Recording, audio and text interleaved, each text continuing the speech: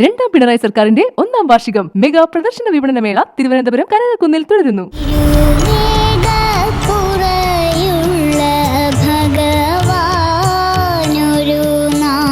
എല്ലാം പെർഫെക്റ്റ് ആയിട്ട്. My God, Parvathi ദേവിയാണ്, അതുകൊണ്ടാണ് അല്ല ഉണ്ട്. പാർവതി ദേവിയുടെ അല്ലെങ്കിൽ ശിവന്റെ അനുഗ്രഹം ഉള്ളത് കൊണ്ട് മാത്രമാണ് ഇത് പറ്റുന്നത്.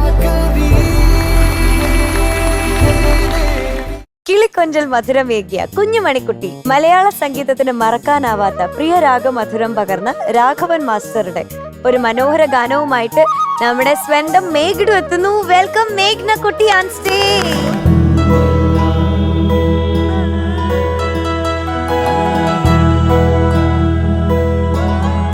ദേവിയാണോ ഇത്? ആണോ? ഏത് ദേവിയാ? അപ്പൊ ശിവൻ എവിടെ? ശിവൻ അറിയത്തില്ല, എന്നോട് പറയാതെ പോയേ. പാർവതി ദേവി എന്തിനാ ഇവിടെ വന്നിരിക്കണേ? പാട്ട് പാടാൻ. ഏത് പാട്ട്? തിരുവേഗപ്പുറയുള്ള ഭഗവാനും. പിന്നെ ദേവിക്ക് ഇവിടെ ഇരിക്കുന്ന ആരാന്ന് മനസ്സിലായോ? ഒരു ഗസ്റ്റ് വന്നിട്ടുണ്ട്. ആരാണ് ഇദ്ദേഹം? കമ്പരൻ അങ്കിൾ. ആ, അത് ആരാന്നറിയോ? കനകാപുരൻ അങ്കിൾ. അത് പഴയ വലിയൊരു മ്യൂസിക് ഡയറക്ടർ ഉണ്ട്, രാഘവൻ മാസ്റ്റർ. രാഘവൻ മാസ്റ്ററുടെ പാട്ടാണ് ഞാൻ ഇന്ന് പാടുന്നത്. മകൻ കുട്ടി എന്തെന്തോ സാധാരണ അവള് ഇങ്ങനെ ക്യാരക്ടർ മാറി വന്നു കഴിഞ്ഞാൽ ഇതിനൊന്നും റെസ്പോണ്ട് ചെയ്യാറില്ല. പക്ഷെ ഇതിപ്പോ ഒരു ലക്കാണ്. ഞാൻ പാടുന്നില്ലേ? പാർവതി എന്തോ മേഘനെ കുട്ടി ഒരു കിളിക്കാൻ പെട്ടിയാണ് അല്ലേ? ആർക്കും പറഞ്ഞിട്ട് ജയിക്കാനൊന്നും പറ്റില്ല മേഘന കുട്ടിയോട് അല്ലേ? ഉരുളിക്ക് ഉപ്പേരി കൊടുക്കും, അങ്ങനെയല്ലേ? മേഘ്നക്കുട്ടി അല്ലല്ലോ ഞാൻ.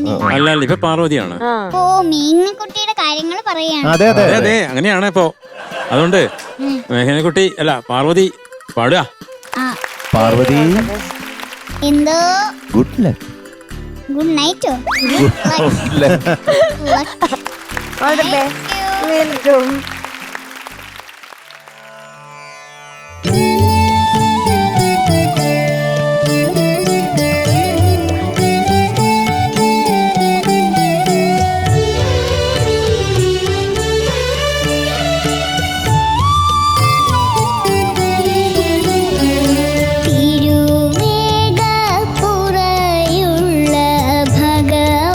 ഭഗവാനൊരു നാൾ ഗൗരീ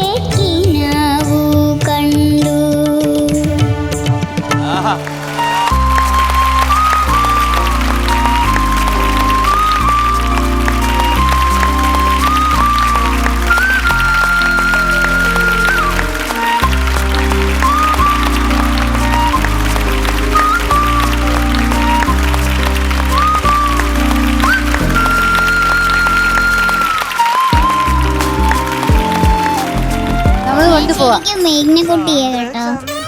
ആണോ? ഓ മൈ ഗോഡ്, ഞാനിത് പാർവതിയാണെന്ന് വിചാരിച്ചു. അപ്പൊ വേണ്ടാന്ന്. എനിക്ക് ഈ പാർവതി വേണം.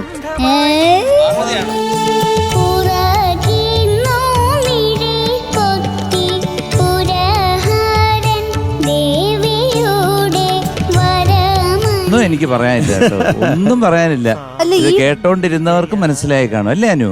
ഈ പ്രായത്തില് ഈ ഒരു കമ്പോസറോട് ഇത്രയും മുതിച്ചു, ഇത് പാർവതി ദേവിയാണ്, അതുകൊണ്ടാണ് അല്ല, ഇരിക്കും. ഉണ്ട് ഉണ്ട്. അല്ലേ? തീർച്ചയായിട്ടും എന്തോ ഒരു പവർ ഉണ്ട്. അതെ. പാർവതി ദേവിയുടെ അല്ലെങ്കിൽ ശിവന്റെ അനുഗ്രഹം ഉള്ളത് കൊണ്ട് മാത്രമാണ് ഇത് പറ്റുന്നത്.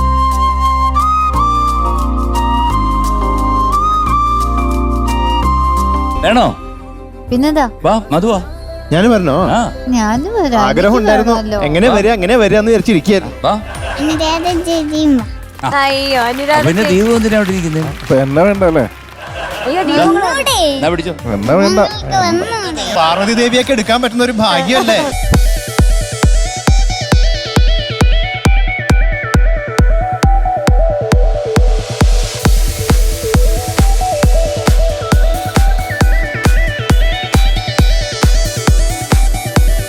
നമുക്ക് വേണ്ടി ഈ പാട്ടിന്റെ ചരണം പാടിത്തരുമോ? ഒന്നും കൂടി മൊത്തം.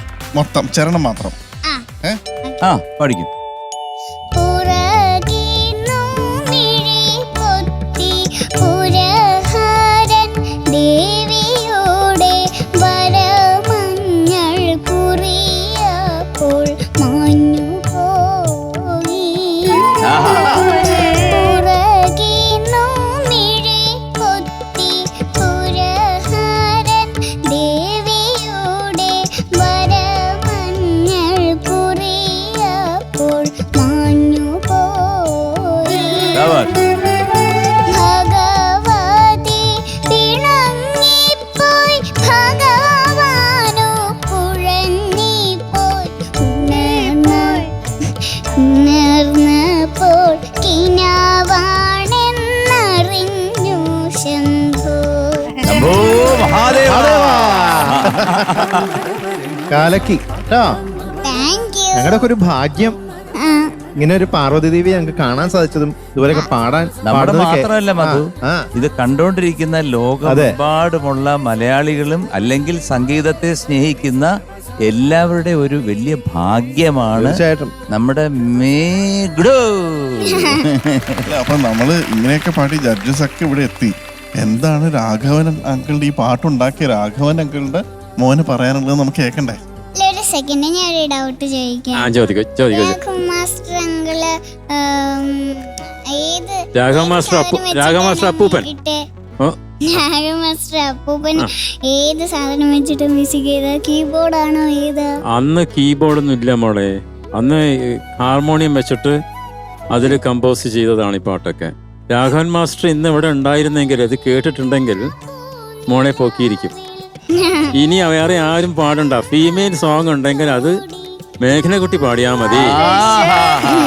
അത്രയും അതിമനോഹരമായിട്ട് മോളെ പാടി.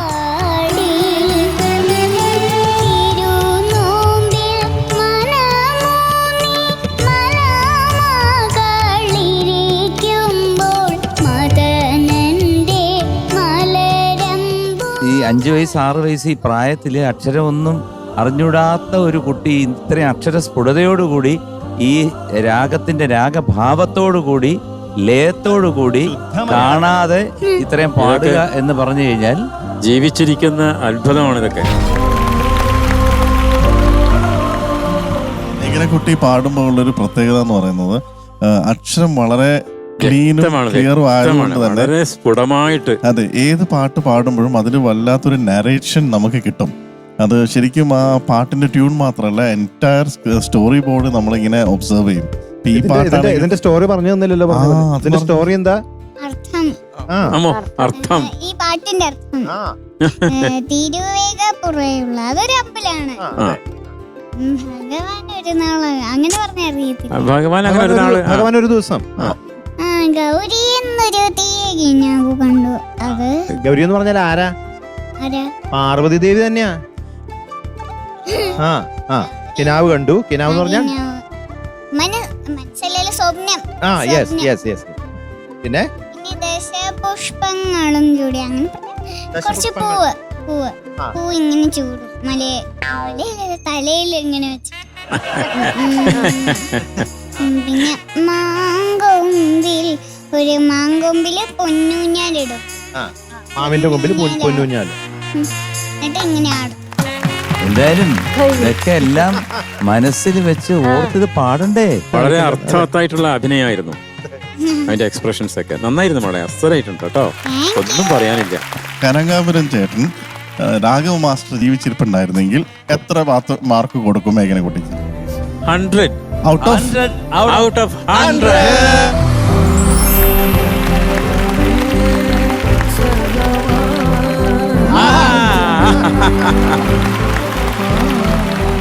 അനുരാധ ചേച്ചി എന്താ എടുക്കാത്തേ?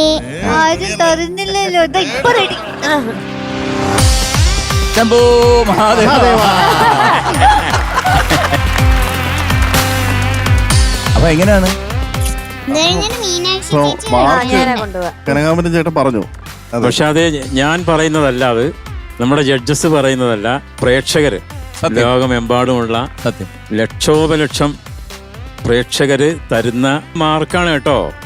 ഫുൾ മാർക്സ് ആണ് ഇന്ന് സ്കോർ ചെയ്തിരിക്കുന്നത്. എന്നത്തെയും പോലെ ഫുൾ മാർക്സ് ആണ് മേഘനക്കുട്ടി സ്കോർ ചെയ്തിരിക്കുന്നത്. 100 out of 100. That means Nothing less than